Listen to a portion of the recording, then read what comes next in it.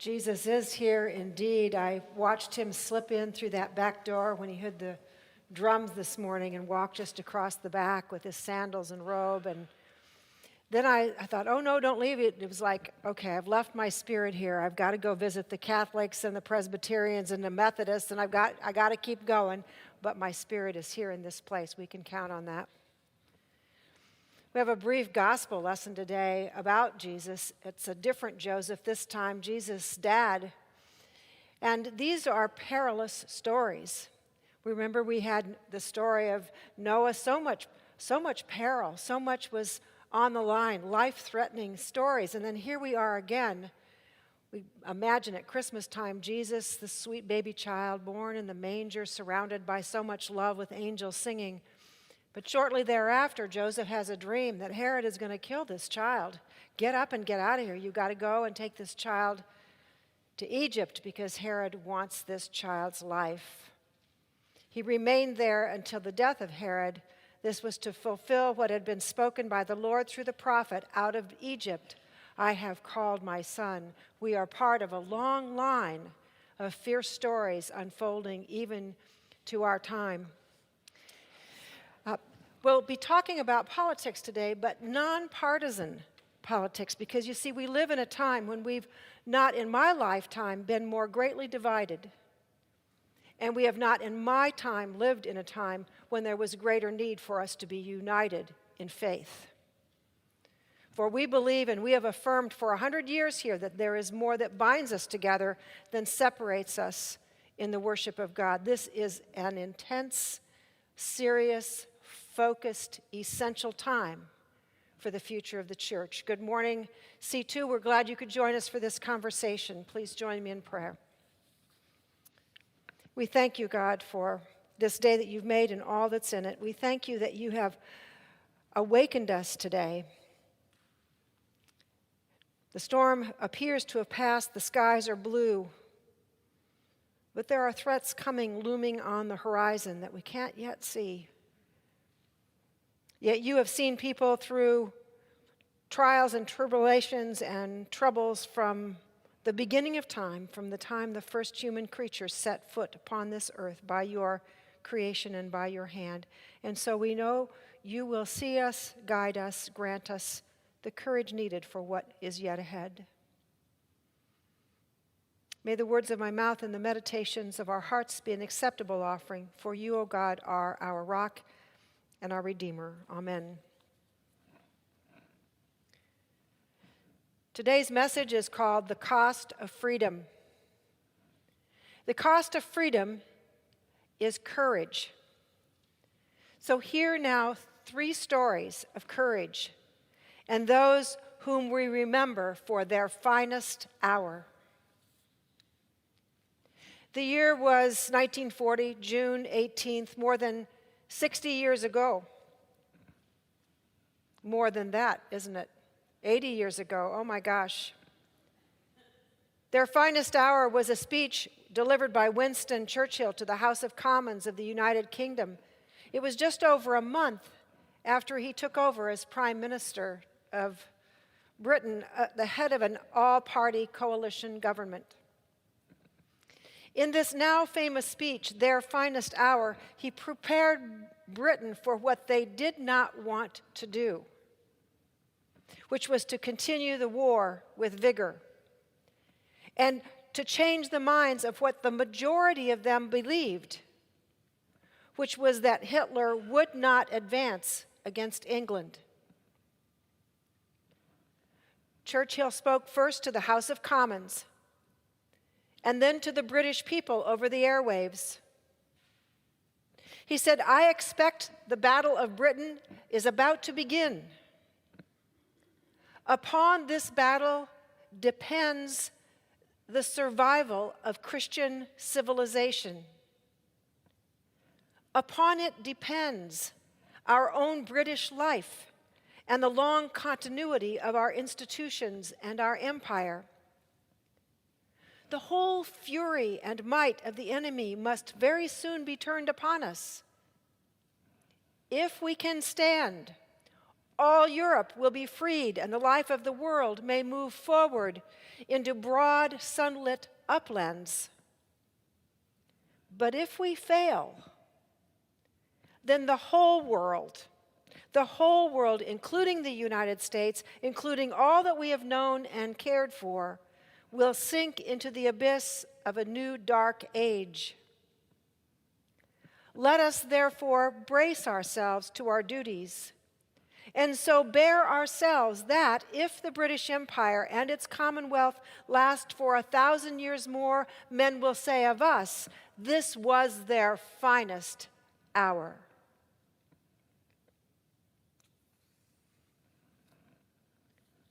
Moses rose to his finest hour, along with Pharaoh's Hebrew slaves, by taking a course Moses did not want to take. Moses tried to talk God out of it at the burning bush. Don't send me, send my brother Aaron. I have a speech impediment. I'm living in a nice place. I have all the wealth that I need. I have a wife. I have children. I have sheep and a flock, and I have cattle. I don't want to go.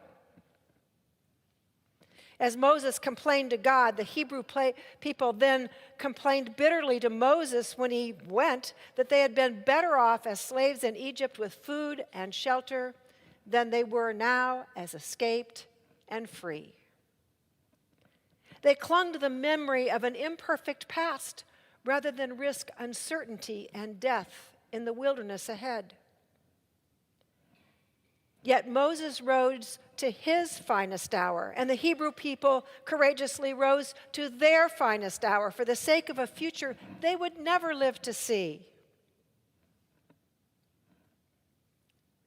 Yesterday, one of my dearest and most long-standing friends was laid to rest.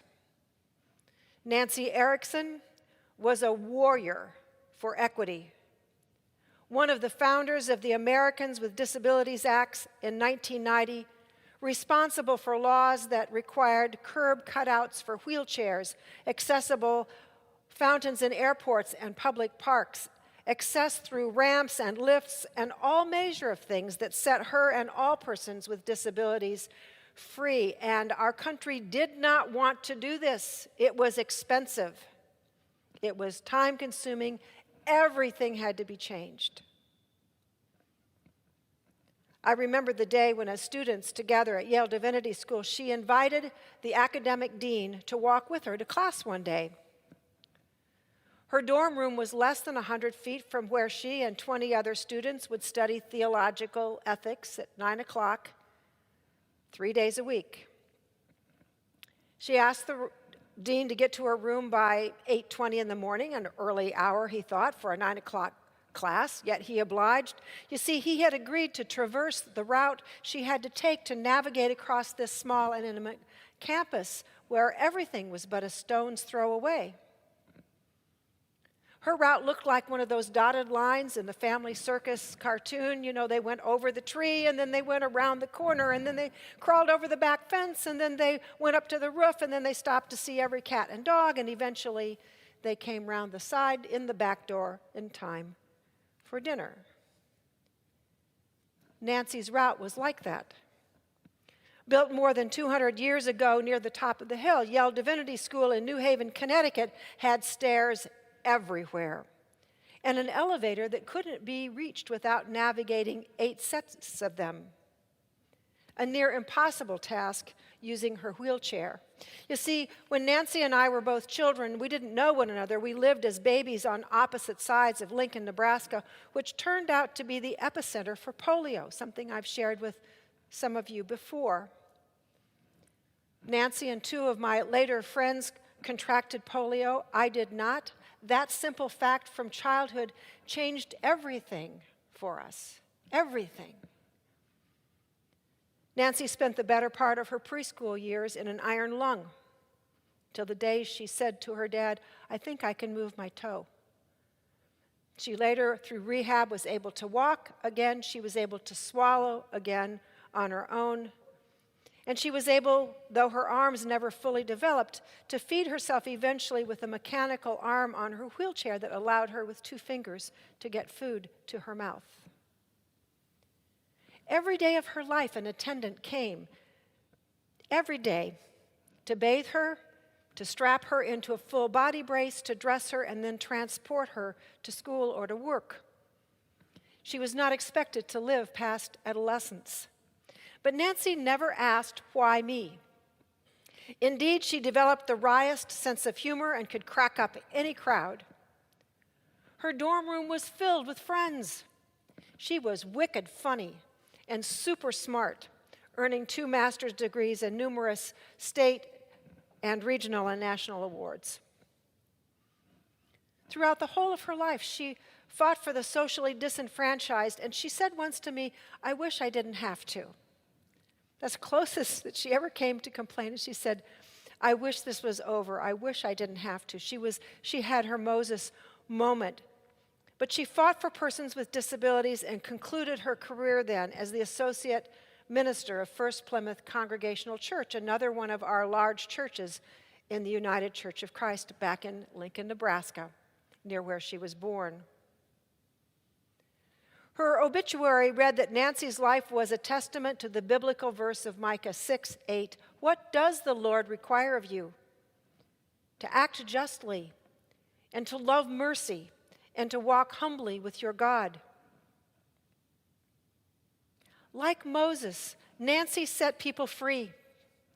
Free to love, free to laugh, free to serve.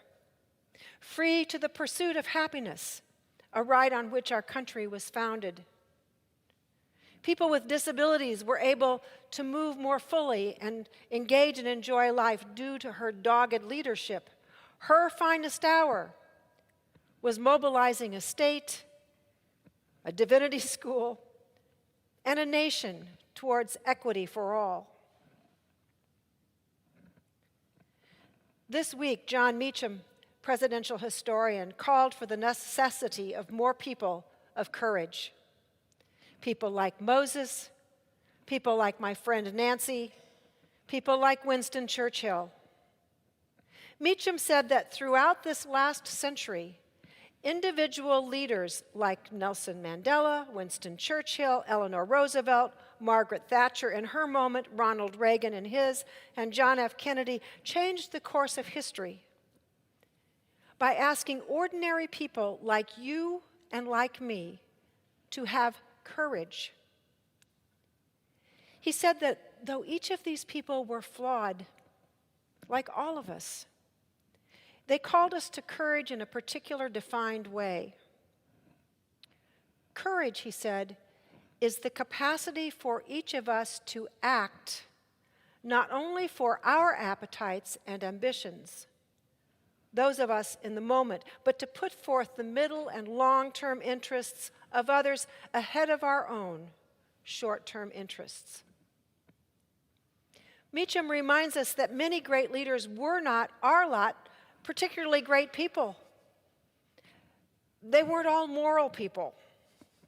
They were deeply flawed, but they got the big thing right. They were inspiring not because they were saints, not because they were perfect, but because in their imperfection, they got it right. Churchill mobilized the English language and sent it to battle. At a time when the British people did not believe that Hitler could or would invade Britain. They got it wrong. Churchill, though, bet on the resilience of the British people. And he engaged both the leaders and the led in a conversation that changed the outcome of the war for them and consequently for us all. I'm betting that Jesus is actually here. And I'm betting in our own commitment and our own faith. Because you know what? We're now engaged in an equally great battle for the future of the church. We think our biggest issue is how to get more people back into the pews post-COVID and to recover and revive our church. Make no mistake, this is essential. And as leaders of the church, all of us together, we're putting all of our energy to bear on the essential enterprise of revitalizing and rebuilding the church. Yet that will not be our Moses or our Nancy or our Churchill moment. As we discussed 2 weeks ago, the latest Pew research indicates that religion in America, including Christianity in particular, will be a minority practice in our nation by 2050 if nothing changes. Imagine that. Given its long decline since the 1960s, Christianity would be at about 48%. So here once again, John Meacham's definition of courage, not about what he calls the experiment of democracy, which is the focus of his work in government, but rather apply it now to our Christian commitment, which is the focus of our work. Courage is the capacity for each of us to act not only for our own appetites and ambitions of the moment, but to put forth the middle and long-term interests of others ahead of our own short-term interests. It sounds a lot like love the Lord your God with all your heart, soul, mind, and strength, and love your neighbor as yourself. Christian courage means leaning into following the way of Jesus, whether it's popular or not. Why do you go to church? Why do you still go to church? People might ask. They'll cite all kinds of things that churches have done that have been evil or wrong or misguided, and they wouldn't be wrong about that. Nevertheless, it's not always popular to be a practicing Christian, whether it's easy or not, to speak a greater truth in love when those around us may spout personal prejudices or opinions as if they were enduring truth. Well, I love you, John, but I see it another way. And lovingly sharing that. Christian courage means leaning into the local faith life and leadership through this church or whatever church feeds your soul, so that this church, your community church, will continue to be here for you in the future as it is for you today.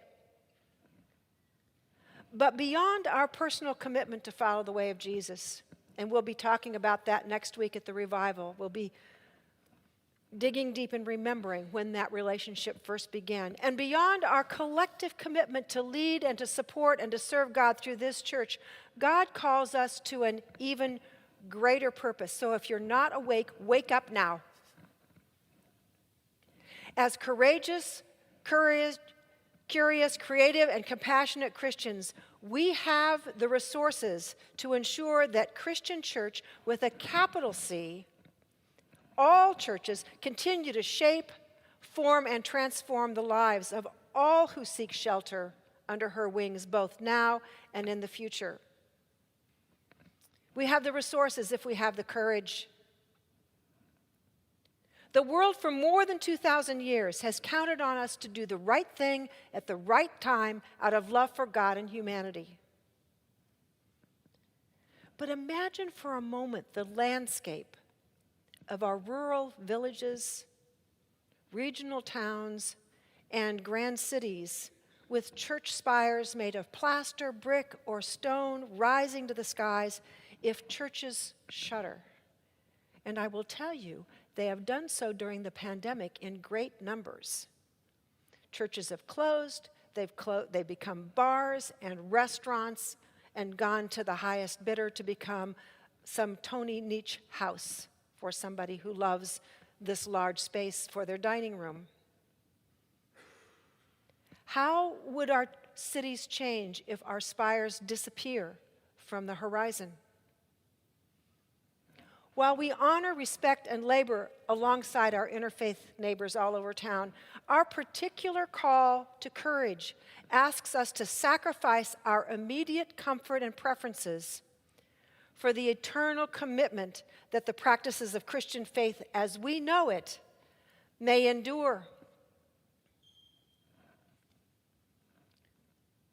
When Moses led the people out of enslavement in Egypt, not everyone wanted to go. Not everybody believed they needed to get up and get going.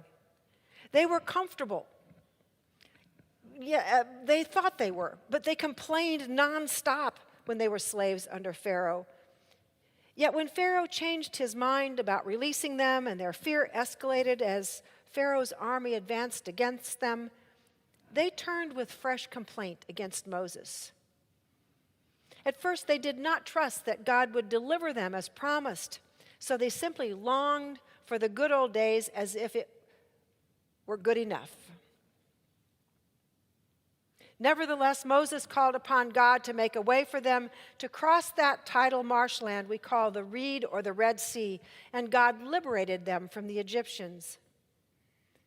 And God led them over time to a land flowing with milk and honey where they could flourish and thrive, and their legacy endured as God had promised their forebears, Abraham and Sarah, it would so long ago, as God's legacy continues to this day through that continuing lineage of the house of David on through Jesus to you and to me. So here's the thing. The cost of Christian freedom is courage. So as we come back from our places up north, we regather from our summer homes and vacations. Who among us has courage? Christian courage of conviction. Who among us will resist our own appetites and ambitions for the sake of the future of this church? As we approach now our 100th anniversary, will the end of this era be our last or the beginning of some new great thing that God is yet unfolding before us?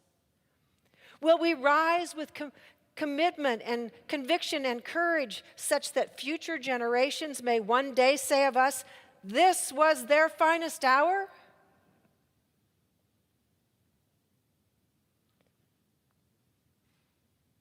Come and see. Amen.